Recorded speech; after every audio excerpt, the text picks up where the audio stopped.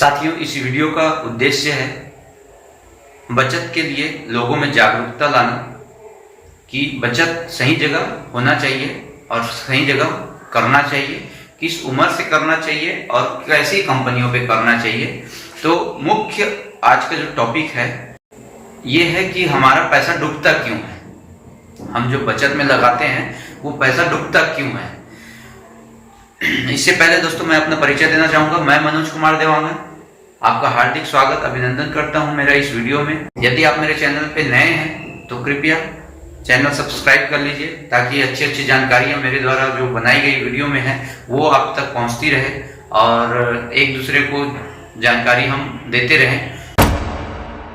आइए दोस्तों, हम बात करते हैं बचत का पैसा हमारा डूबता क्यों है, या कोई कंपनी हमारा पैसा लेकर के भाग क्यों जाती है और हम कैसे वैसे कंपनियों से बचें और हमारे पैसे को हम नुकसान होने से, अपने आप को नुकसान होने से कैसे बचाएं। तो साथियों, सबसे पहला जो आपका मेन इंटेंशन होना चाहिए, इंटेंशन का मतलब ये है कि आपका मेन व्यू होना चाहिए कि आप बचत करने के लिए किस तरह की कंपनी को देख रहे हैं और जो कंपनी को आप देख रहे हैं क्या उसका नेचर बचत का है या नहीं है, उस कंपनी की प्रकृति जो है बचत करने वाली है। यदि वो बचत करने वाली है तो वो पैसे को इन्वेस्ट कहाँ करती है, पैसे को इन्वेस्ट कहाँ करती है, कस्टमर का जो पैसा जो कंपनी में हम जमा कर रहे हैं वो पैसे को वो इन्वेस्ट कहाँ करती है। इन्वेस्ट का मतलब लगाती कहाँ पर है जिससे कस्टमर को प्रॉफिट दे सके। तो एक हो गया प्रॉपर्टी परचेस, ये इंडस्ट्रियों को लोन देना, तो इस तरीके से होता है। तो ऐसे जगहों पे इन्वेस्ट से थोड़ा बचें, क्योंकि प्रॉपर्टी परचेस में यदि आपका पैसा लग रहा है तो मान के चलिए आपका पैसा सही समय पर रिटर्न नहीं आएगा। और इस तरीके का काम मैक्सिमम से मैक्सिमम चिट फंड कंपनियां जो होती है वो करती है और लोगों का, अधिकतर लोगों का पैसा इसी में ही डूबा हुआ है। चिट फंड में जो है वो प्रॉपर विश्वास नहीं बिठा पा रहे हैं किसी दूसरी कंपनी या दूसरी संस्था पे, अच्छी संस्था पे जिसका काम ही बचत करना और लोन देना है। ऐसी कंपनियों पे वो विश्वास नहीं बिठा पाते हैं और इसके जिम्मेदार वो स्वयं है, कोई दूसरा नहीं है उसका जिम्मेदार। स्वयं इसलिए है कि हम अपने नॉलेज को बढ़ाना नहीं चाहते। कोई दूसरा कुछ बता दिया कि आपका पैसा आज 5 लाख रुपए दे दीजिए, आपका पैसा 6 महीने में डबल हो जाएगा, तो ये इम्पॉसिबल है साथियों। कभी कोई पैसा कहीं पर डबल नहीं होता, शॉर्ट टर्म में, कम समय में कहीं पर डबल नहीं होता। पैसे को डबल होने के लिए उसको हमेशा लंबा समय के लिए रखना पड़ता है बचत में। बचत उसका जो उस तरीके से कीजिए कि हमको आज जो हम 5 लाख रुपया बचत कर रहे हैं वो हमको आने वाले 10 साल तक जरूरत ना पड़े, और अगर जरूरत पड़ता भी है तो हम उसको निकाल लें। तो इस तरीके से आप बचत को अपना सिक्योर कर सकते हैं। ऐसी कंपनियों में लगाइए, ऐसी संस्थाओं में लगाइए जो लोन देती हो, लोन भी अनसिक्योर्ड लोन ना हो। आपका पैसा जो बचत हो रहा है वो अनसिक्योर्ड लोन में यदि चला गया तो मान के चलिए पैसे डूबने के चांसेस भी बहुत रहते हैं ऐसे में।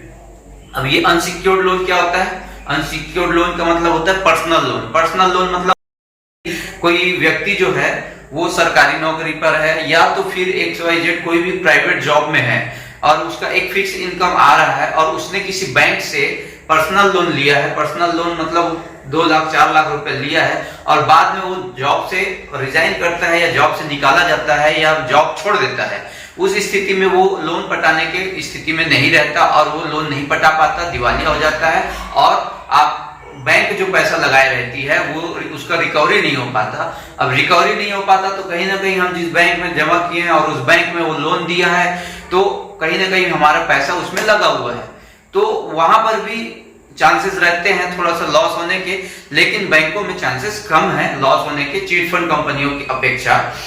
और बैंकों में एक डिसएडवांटेज है कि आपको रेट ऑफ इंटरेस्ट जो है वो कम देती है। और एक आपकी संस्था होती है निधि कंपनी जो कि राज्य स्तरीय में अभी काम कर रही है। निधि कंपनी होती है, इसमें आपको रेट ऑफ इंटरेस्ट भी ठीक मिलता है और आपका पैसा भी सिक्योर रहता है। निधि कंपनी जो होती है वो आपको आपके जमा किए हुए पैसे को अनसिक्योर्ड लोन में नहीं देती।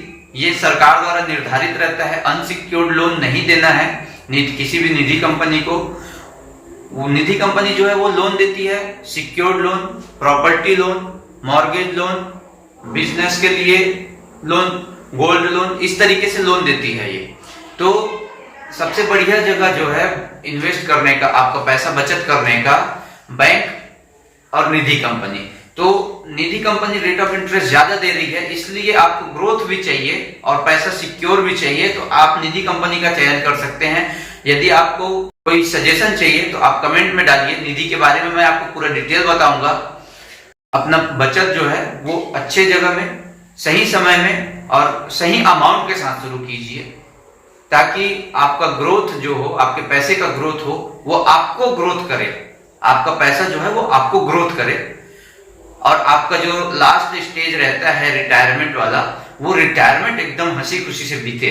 मेरी यही कामना है, मेरा वीडियो बनाने का मेन मकसद यही है। यदि एक व्यक्ति भी इस चीज को फॉलो कर लेता है मेरे द्वारा बताए हुए इसको, तो मैं अपना वीडियो को सफल मानूंगा। जो डिपॉजिट करने के स्कीम्स हैं कि हमको किस तरीके से, कहां पर डिपॉजिट किस स्कीम में करनी चाहिए, और सेक्टर जैसे बैंक है, म्यूचुअल फंड है, निधि कंपनी है और अपना एनबीएफसी है, शेयर मार्केट है, तो ये जो होते हैं ये सेक्टर कहलाते हैं। इस सेक्टर में तो इसके लिए मैं अलग से वीडियो आपको बना करके दूंगा, उसमें आप देखिएगा, उसमें पूरा डिटेल बताऊंगा, एक एक पॉइंट का एक वीडियो बनाऊंगा मैं।